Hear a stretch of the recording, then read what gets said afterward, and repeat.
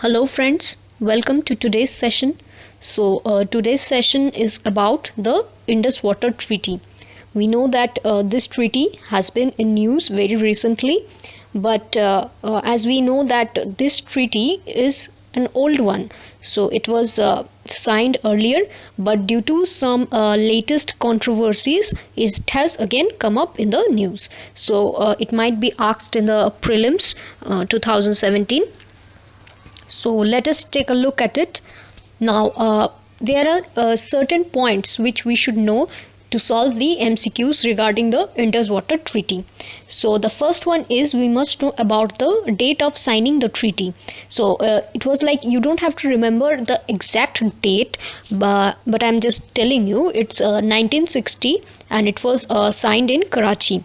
So the date of signing the treaty, you must just remember that it was signed long ago.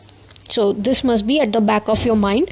Otherwise, if option is given that Indus Water Treaty was signed very recently, so that one will be a wrong option. Next one is that what is this treaty all about? So it's regarding the sharing of water of river Indus and its tributaries between India and Pakistan. So apparently if you look at the treaty, it's named as Indus Water Treaty. So we might make a confusion over here that it is only about sharing of the water of river Indus, but it's not so. It's about the sharing of the water of river Indus and its tributaries also. So what are the tributaries of river Indus? It's Indus, Jhelum, Chenab, Ravi, Beas, Satluj. Now the western rivers, that is the Indus, Jhelum and Chenab, these are given to Pakistan, and the eastern rivers Ravi, Beas and Satluj, they are given to India. Now MCQ can be asked from this also, which are the rivers given to India, which are the rivers given to Pakistan as per the treaty. So that's clear to us. And now if a question comes that whether the parties involved in the treaty are India and Pakistan only, then that is a wrong answer, because it is brokered by World Bank. So World Bank is also involved in this treaty. So see, these are 2-3 points which we have already known by now, like date of signing the treaty, what the treaty is all about, sharing of water of river Indus and its tributaries between India and Pakistan, brokered by World Bank, then distribution of water as per the treaty, which rivers were given to whom. Okay, so till now we are clear about all these points. Now the next point which comes up is that it is the first and only treaty that goes beyond water sharing to river distribution. See, earlier there has been such treaties. So in those treaties it was mentioned only about water sharing, but here we are distributing rivers also. 3 rivers to India, 3 to Pakistan. Okay, so this is the first and the only treaty till now doing so. And here since the main river is Indus, like the water treaty is Indus Water Treaty, so we must remember that the river Indus, it does not originate from India or Pakistan. It originates from Tibet. Okay, so the Tibetan plateau, so it originates from Tibet.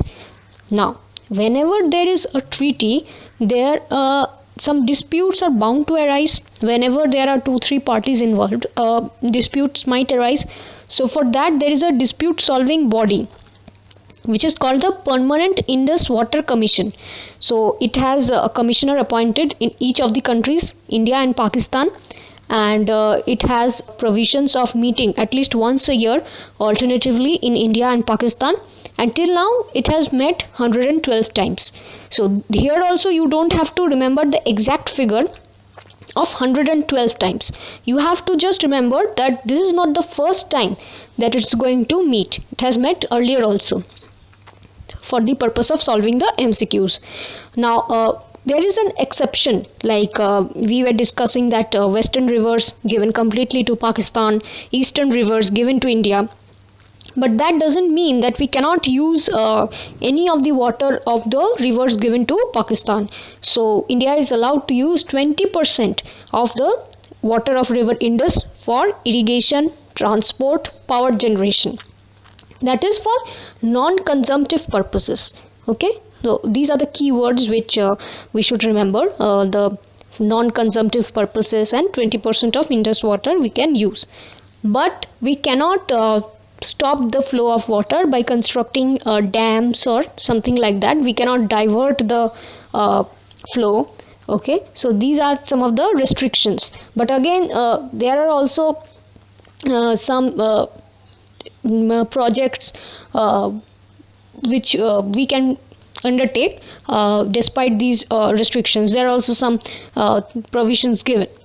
So in the year 2005, Pakistan had raised a concern on the Bagli project on the river Chenab.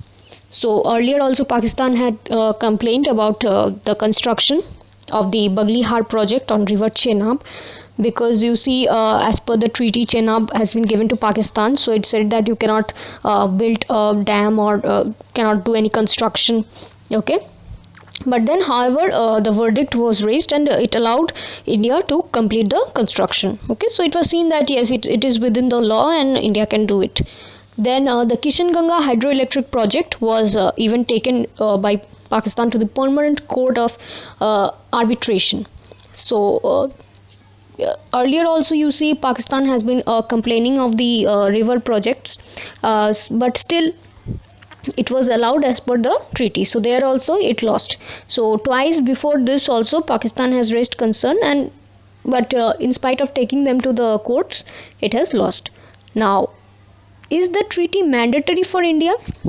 This is a question which we must be aware of because it might be asked in MCQ. So India is not supposed to make it mandatory, because it is not mandatory as per the Article 64 of the Vienna Convention.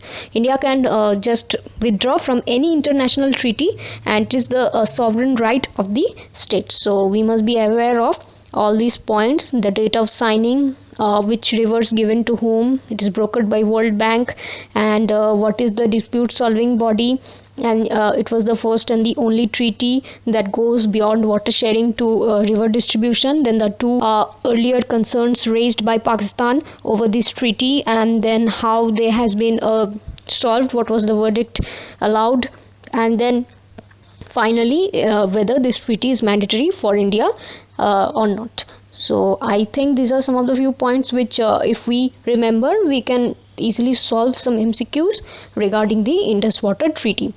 So that's all for today, and we'll be coming up with such small topics and brief discussions but detailed discussions helping us to solve MCQs on the current issues, and then maybe we can come up with some practice MCQs where we'll be giving explanations too. Okay, so that's all for today. Thank you and have a good day.